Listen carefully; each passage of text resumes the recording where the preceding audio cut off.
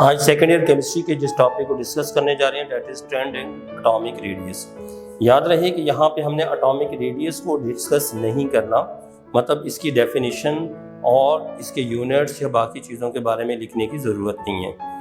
तो इसमें क्वेश्चन ये है कि थर्ड पीरियड एलिमेंट हमारा एक्चुअल टॉपिक है। थर्ड पीरियड एलिमेंट में यहाँ पे रेडियस का ट्रेंड जो है वो हमने डिस्कस करना है। तो सबसे पहले यहाँ पे एक फैक्ट लिख लेते हैं कि यहाँ जी मैं एक फैक्ट लिखने जा रहा हूँ कि यहाँ पे जो रेडियस होता है या जो साइज होता है वो किन चीज़ों के ऊपर डिपेंड करता है।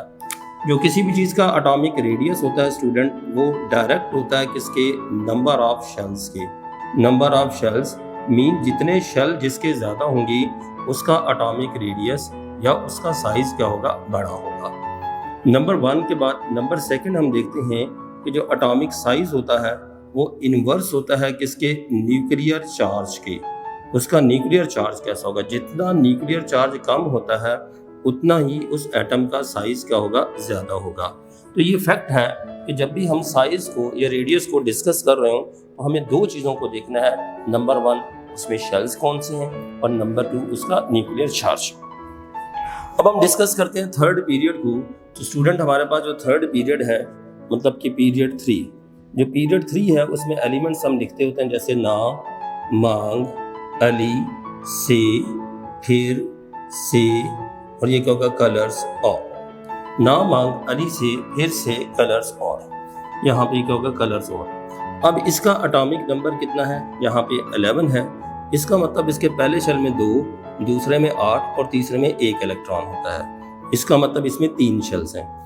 एटॉमिक यहाँ पे प्रोटॉन नंबर 12 होता है, पहले शेल में 2, दूसरे में 8 और दूसरे में 2 इलेक्ट्रॉन्स। इसमें 13 है, फर्स्ट में 2, सेकंड में 8 और थर्ड में 3 इलेक्ट्रॉन्स होते हैं। एटॉमिक नंबर 14, फर्स्ट में कितने, 2, दूसरे में 8 और इसमें कितने के 4 इलेक्ट्रॉन होते हैं। 15 है, इसमें जो यहाँ पे 2 है, 8 है और 5 होगा। 16 वाले में 2 है और 8 है और 6 होगा। और 17 वाले में 2 है, 8 है और 7 होगा।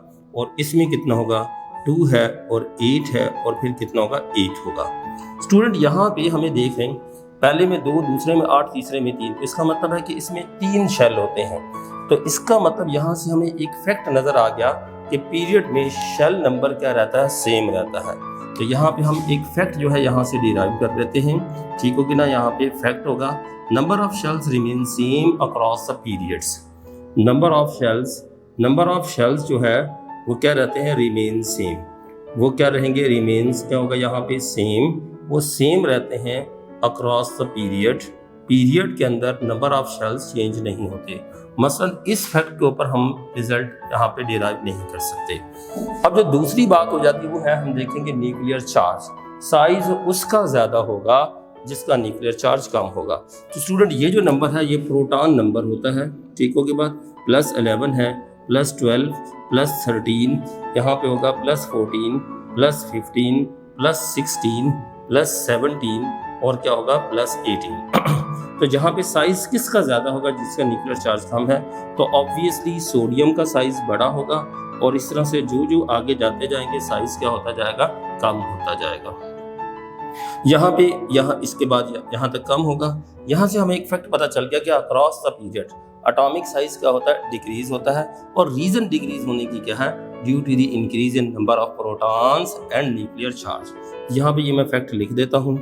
ये फैक्ट क्या होगा, यहाँ पे एटॉमिक रेडियस जो होता है, एटॉमिक रेडियस यहाँ पे क्या होगा, डिक्रीजेस। वो क्या होता है, डिक्रीज होगा अक्रॉस द पीरियड के अक्रॉस वो क्या होता है, डिक्रीज होता है।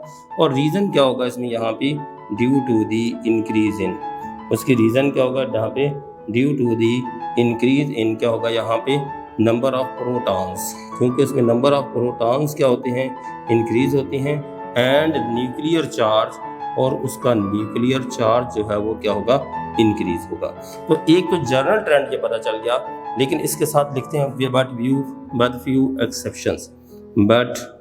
Few exceptions. अब यहाँ पे कोई एक्सेप्शंस भी होती हैं। अब उन एक्सेप्शंस को हम क्या करते हैं, डिस्कस करते हैं। सबसे पहली एक्सेप्शन तो यहाँ पे ये है कि जो हैलोजेंस तक साइज क्या होता है, डिक्रीज होता है।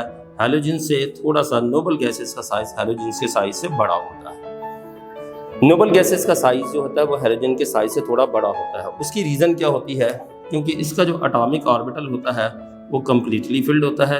जिस कम्प्लीटली फिल्ड एटॉमिक ऑर्बिटल में इलेक्ट्रॉन इलेक्ट्रॉन रिपल्जन होती है, due to this electron electron repulsion the size of halogen. तो पहली जो एक्सेप्शन है, अगर मैं बात करता हूँ यहाँ पे एक्सेप्शंस की बात करूँगा, तो first exception size of noble gases. Noble gases का साइज ऑफ क्या होगा यहाँ पे? नोबल गैसेस का जो साइज है इस स्लाइटली क्या होता है? स्लाइटली ग्रेटर होगा। इस स्लाइटली हम क्या लिखते हैं यहाँ पे? ग्रेटर होगा किससे? देन किससे? यहाँ पे क्या होगा? यहाँ पे साइज ऑफ क्या होगा? हेलोजन, वो हेलोजन के साइज से थोड़ा सा बड़ा होगा।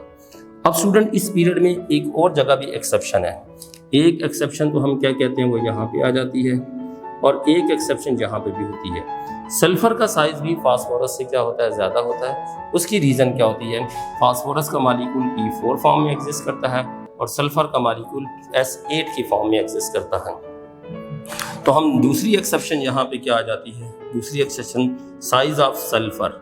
साइज ऑफ क्या होगा यहाँ पे? सल्फर के एटम यहाँ पे उसका साइज है ना वो क्या होगा? इज ग्रेटर देन, वो क्या होगा? ग्रेटर होगा किससे? यहाँ पे फास्फोरस, और फास्फोरस के साइज से भी थोड़ा सा बड़ा होगा। अब यहाँ पे एक क्वेश्चन आ जाएगा जो एंटी टेस्ट लेवल पे होगा, वो हमें ये 4-5 यहाँ पे देता है और कहेगा करेक्ट ऑर्डर लिखिए। तो हम देखते हैं सिलिकॉन ले लें, फास्फोरस है, सल्फर है, आर्गन है, क्लोरीन है, और क्या होगा? आर्गन होता है। अगर मैं करेक्ट ऑर्डर लिखने की बात करता हूँ, किसकी बात करें? Correct order. तो करेक्ट ऑर्डर हम किस तरह से लिख पाएंगे? जहाँ एक्सेप्शन होती है वहाँ जगह बदल देते हैं। तो मैं यहाँ पे सल्फर लिख दूंगा, फास्फोरस, इन दोनों में भी एक्सेप्शन है। यहाँ पे आर्गन होगा और यहाँ पे क्या होगा? क्लोरीन होगा। अब यहाँ पे देखिए साइज की बात करते हैं, तो सबसे छोटा साइज किसका होगा? क्लोरीन का साइज लेस देन होगा किससे? आर्गन से।